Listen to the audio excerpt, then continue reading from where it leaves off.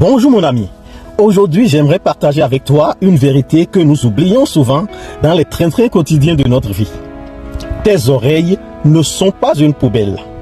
Oui, tu as bien entendu, tes oreilles ne sont pas une poubelle.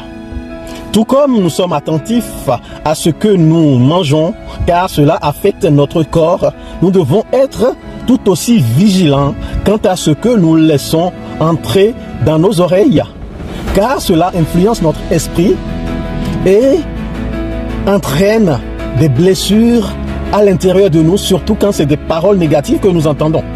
Dans Proverbe 4, verset 3, il est écrit « Garde ton cœur plus que toute autre chose, car de lui viennent les sources de la vie. » Et comment protégeons-nous nos cœurs? En étant prudents quant à ce que nous entendons et nous acceptons comme vérité. Parce que la vérité de quelqu'un qui nous parle ne peut engager que cette personne. Imagine que quelqu'un vienne constamment te dire que tu n'es pas assez bon, tu n'es pas assez beau, tu n'es pas assez excellent, tu ne réussiras jamais, tu n'as pas de la valeur, que tu es moche, que tu es bête, que tu n'es pas intelligent, que tu es maladroit, que tu es irresponsable, que tu n'y arriveras jamais dans ta vie.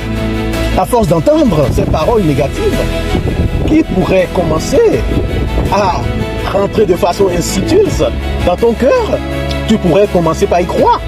Ce serait comme si tu donnais l'autorisation à une personne de jeter constamment des déchets dans un récipient précieux. De la même manière, chaque fois que nous écoutons des rumeurs, des calomnies, des paroles négatives ou toute autre forme de négativité, nous remplissons notre cœur et surtout notre esprit de déchets.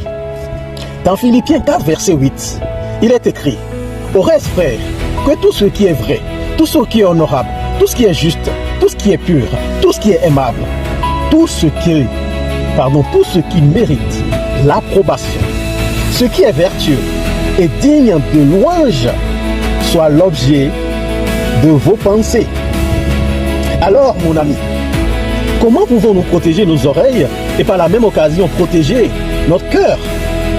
La première chose, la toute première chose à faire, c'est d'être sélectif.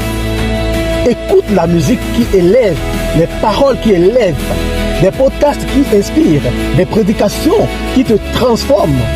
Et surtout, entoure-toi des personnes positives qui t'encouragent dans la foi et dans tout ce que tu entreprends.